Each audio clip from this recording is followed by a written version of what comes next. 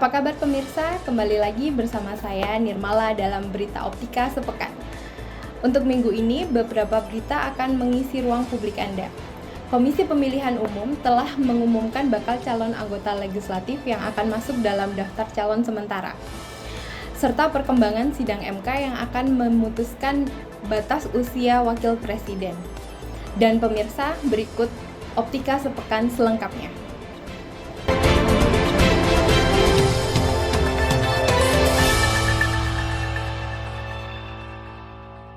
Berita pertama datang dari Kota Surabaya mengenai parkir liar. Wali Kota Surabaya, Eri Cahyadi, menegaskan tentang peraturan parkir liar. Menurut Eri, perlu ada kewajiban bagi pelanggan dengan meminta karcis parkir. Aturan ini untuk mengurangi tingkat kebocoran yang tinggi terhadap kegiatan parkir.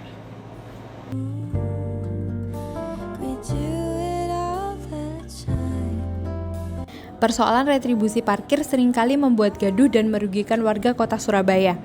Sebelumnya, Eri mengaku telah mendapat pengaduan langsung dari warga soal layanan parkir tanpa diberi karcis. Peristiwa itu menimpa seorang warga saat parkir di Rumah Sakit Siloam dan di depan kantor BPJS Kesehatan. Tolong kalau ada yang bayar, kasih uangnya, foto kasih ke saya. Tapi saya minta warga Surabaya jangan pernah mau bayar. Kalau tetap dipaksa, mobilnya berhenti, langsung call center 112 untuk memastikan jangan dibayar, tapi berhenti lagi, parkir lagi, udah dibayar sih, telepon 112. Karena Surabaya tidak boleh ada yang seperti ini. Ada banyak laporan atau gimana, Pak? Oh, langsung WA aku meneh. Iki pisan iki mau isuk langsung WA iki mau. Winginane nang Siloam. Ini ada di depannya BPJS. Eri Cahyadi mengimbau kepada warga Surabaya untuk melaporkan bila ada jukir tak memberikan karcis kepada warga yang memarkirkan kendaraannya di tempat-tempat parkir yang tersedia di Kota Surabaya. Jika ada parkir yang bayarnya tidak ada karcis, jangan dibayar. Dimanapun, saya minta warga Surabaya jangan pernah mau bayar. Apabila jukir tetap memaksa meminta retribusi parkir, maka warga terpaksa membayarkan sejumlah uang agar memfoto jukir tersebut. Ia juga meminta warga segera menghubungi 112 agar segera ditindaklanjuti. Petugas parkir, itu resmi itu. Tapi dia nggak karcis, langsung copot. Tapi yang ini kan nggak bisa kita lihat dulu. Jadi saya nyuwun Surabaya berani. Wong Surabaya kudu wani. Ojo kalem-kalem. Kita ini orang yang tidak bisa ditindas, wong Surabaya itu. Kalau ada yang tidak benar, bangun orang Surabayanya bangkit. Parkir di tarik sama ini pegel waduh. Taruh 10.000 lah, tarik 20.000 kok dibayar. Ojo gelem bayar wong Surabaya. Laporno. Pak, tapi kan kasus seperti ini kan banyak toh, Pak. Apalagi di KBS itu kan yang di depannya itu kan kalau ojo gelem bayar, makanya ojo gelem bayar. Ojo gelem dibayar, telepon 112. Eri tak menampik jika tindakan nakal ini bisa saja dilakukan oleh jukir liar maupun petugas parkir yang berada di bawah pembinaan Dinas Perhubungan Surabaya. Karena itu, ia menjamin akan menindak jukir nakal yang membuat aturan sendiri tanpa mempedulikan ketentuan yang sudah diatur oleh Pemkot Surabaya. Tim Liputan Optika.id melaporkan.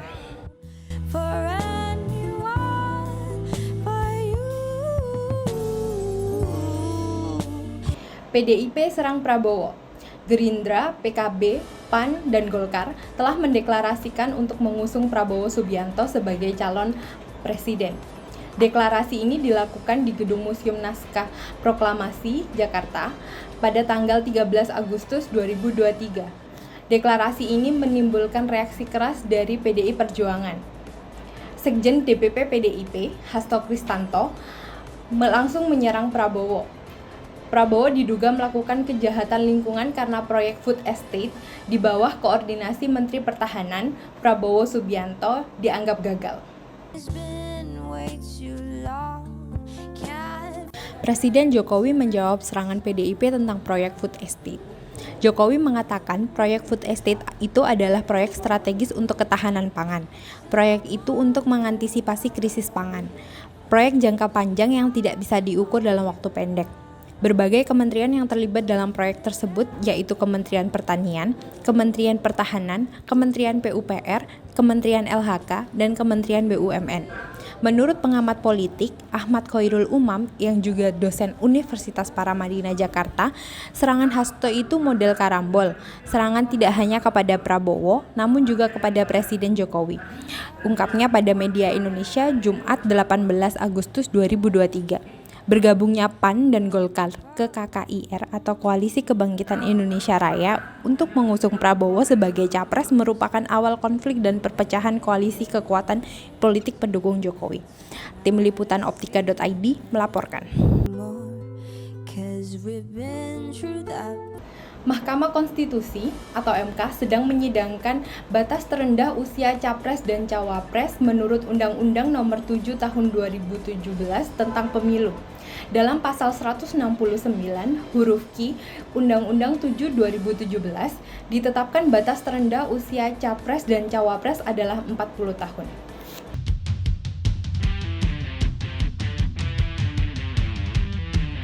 Penggugatnya adalah PSI, Partai Solidaritas Indonesia, Wakil Bupati Lampung Selatan, Pandu Kesumadewangsa, dan Wali Kota Bukit Tinggi, Erman Safar dari Gerindra. Mereka menggugat ke MK agar ketentuan capres dan cawapres dari 40 tahun menjadi 35 tahun.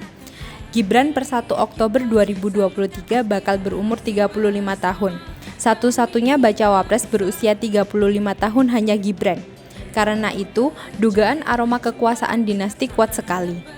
Yang menarik, penggugat dan tergugat, yaitu pemerintah dan DPR, satu suara, setuju MK meninjau batas usia terendah itu. Realita itu membuat PDI Perjuangan meradang.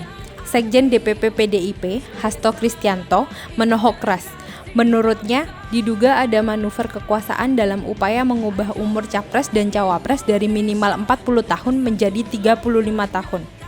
Menurut Hasto, saat ditemui di sekolah partai DPP PDIP di Lenteng Agung, Jakarta Selatan pada Sabtu 5 Agustus 2023, sebaiknya aturan yang sudah berlaku tidak diubah di tengah jalan persiapan pemilu 2024. Arya Bima, politisi PDIP yang juga anggota DPR, mengatakan ada cawe-cawe kekuasaan istana agar Gibran menjadi cawapres. Sebenarnya sudah ditanya oleh Ibu Megawati, apakah benar Gibran mau maju sebagai bacawa pres? Saat itu dijawab oleh Gibran, "Tidak, saya tidak maju sebagai bacawa pres." Gibran sendiri menepisnya karena menganggap umurnya belum cukup, ilmunya belum cukup, pengalamannya belum cukup. "Nggak usah ya, nggak ada yang milih nanti," kata Gibran dalam Kompas TV, program Rosiana Silalahi.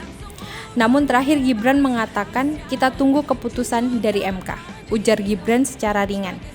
Tim Liputan Optika.id melaporkan.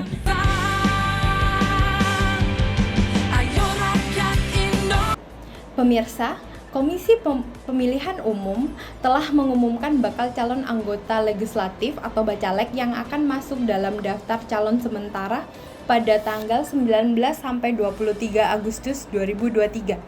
Pengumuman ini dimuat dalam laman-laman dan media sosial KPU serta media-media yang ditentukan oleh KPU.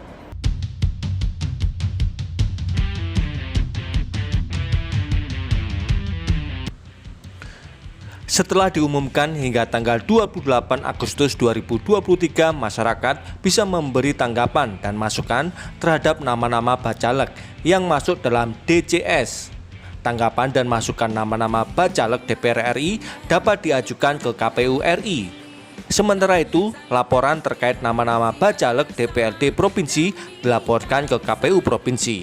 Begitu pula halnya dengan nama-nama bacalek DPRD Kabupaten Kota dilayangkan ke KPU Kabupaten Kota masing-masing. Nantinya tanggapan dan masukan ini akan diproses, termasuk diteruskan ke partai politik sebagai pihak yang mendaftarkan bacalek DPR RI, DPRD Provinsi atau Kabupaten Kota. Total KPU RI menetapkan 9.925 bacalek masuk ke dalam DCS Pileg 2024. Dari jumlah itu merupakan hasil verifikasi dari total 10.323 bacalek yang didaftarkan pada Mei 2023 lalu.